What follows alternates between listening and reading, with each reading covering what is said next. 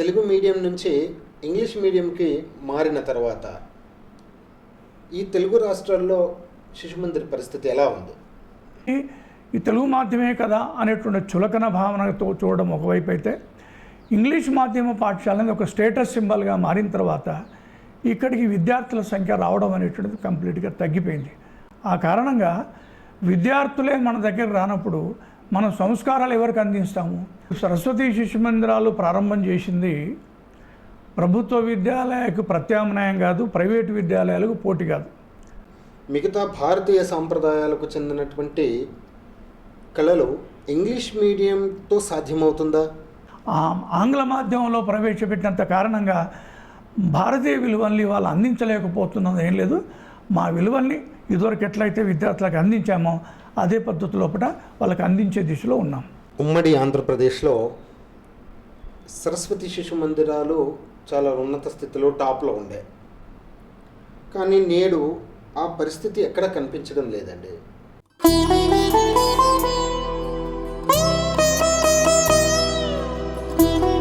Teachers parents meeting అని అంటారు, మీరేమో పేరెంట్స్ ఎడ్యుకేషన్ అని అంటున్నారు.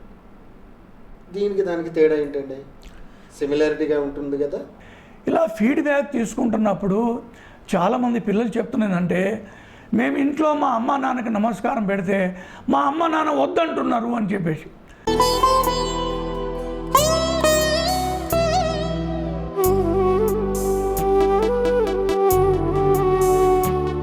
మీ యొక్క అనుభవాలు ఏంటిది?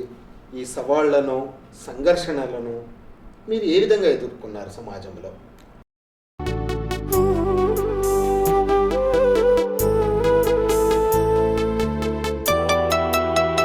మిగతా విద్యా సంస్థలు, కార్పొరేషన్ సంస్థలతో మీరు కలిసిపోయి లేదా వారికి సమానంగా ఫీజులు వసూలు చేస్తున్నారని ప్రచారం కూడా జరుగుతుంది.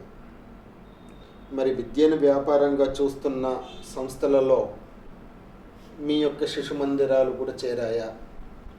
ఇవాళైతే విద్యారంగం కూడా ఒక వ్యాపార కేంద్రమే అనే పద్ధతి లోపల దీనిపైన కూడా పెట్టుబడులు పెట్టి బాగా డబ్బులు సంపాదిస్తున్నటువంటి సందర్భాలు కూడా చాలా ఉన్నాయి.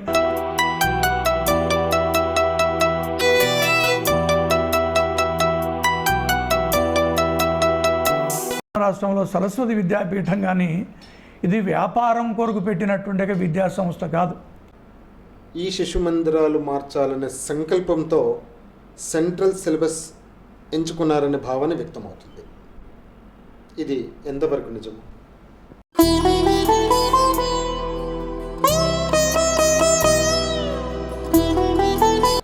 ఇప్పుడున్నటువంటి ఇంటర్నేషనల్ స్కూల్స్కి, సరస్వతి శిశు మందిరాలకి ఉన్నటువంటి మౌలికమైన తేడా ఏమిటి?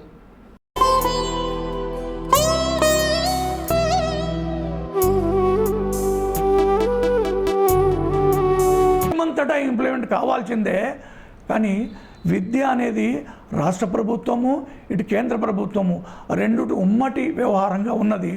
కాబట్టి మన స్టేట్ గవర్నమెంట్ దాన్ని యాక్సెప్ట్ చేస్తే తప్ప ఇక్కడ ఇంప్లిమెంట్ అవుతుంది. అందుకని మన స్టేట్ గవర్నమెంట్ ఇంప్లిమెంట్ అయినా కాకుండా మన విద్యాలయాలు మాత్రం దాన్ని జోడించి చెప్తున్నాం. ఈ విద్యారణ్య ఇంటర్నేషనల్ స్కూల్ ప్రారంభించారని అన్నారు. అటు తెలుగు మీడియం నుంచి సిబిఎస్ఈకి, అలాగే సిబిఎస్తో పాటుగా ఇంటర్నేషనల్ స్కూల్ ప్రారంభించాల్సిన అవసరం ఏమొచ్చింది? ఇన్ఫ్రాస్ట్రక్చర్ అదే ఉంటుంది కదండి, దానికి దీనికి తేడా ఏంటి?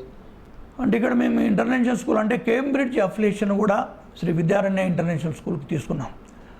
మన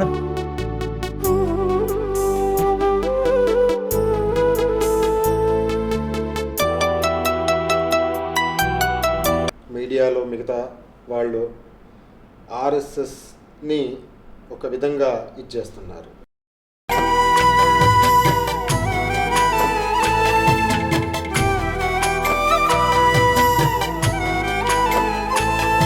వాస్తవంగా మా శిశు మందిరాలన్నీ కూడా ఆర్ఎస్ఎస్ యొక్క ప్రేరణతో, భావజాలంతో ప్రారంభమైనయే.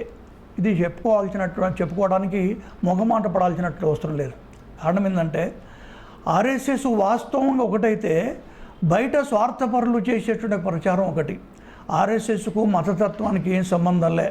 RSS national character and personal character, వ్యక్తిగత శీలము జాతీయ శీలాన్ని వ్యక్తిలో నింపడం మాత్రమే ఆర్ఎస్ఎస్ యొక్క పని తప్ప నువ్వు మస్జిద్కి వెళ్తున్నావా, మందిరానికి వెళ్తున్నావా, గుడికి వెళ్తున్నావా అనే దానికి సంబంధం లేదు.